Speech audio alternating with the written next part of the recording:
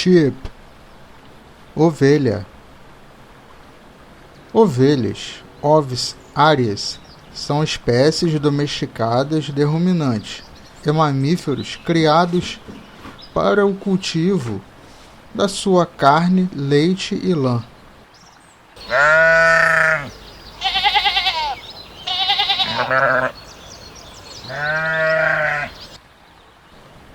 As ovelhas são geralmente mais fortes do que seus parentes, a cabra.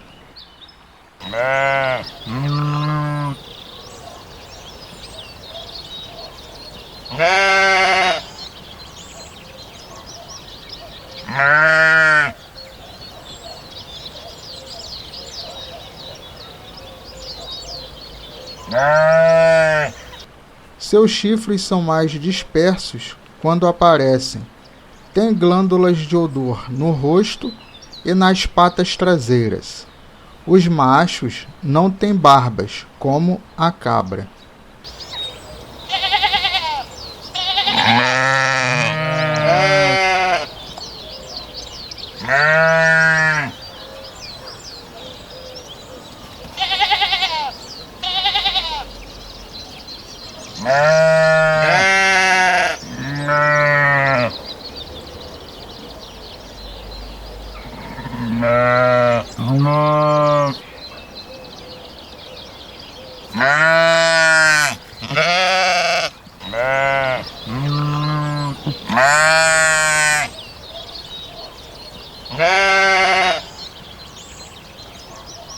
Ovelhas geralmente têm caudas curtas.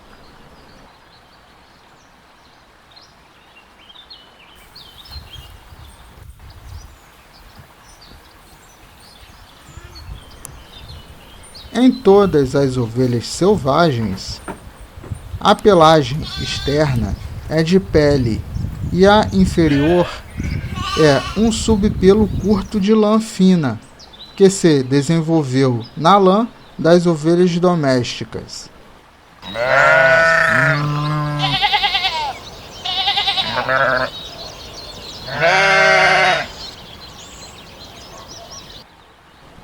Os machos são chamados de carneiros, os animais pequenos de cordeiros.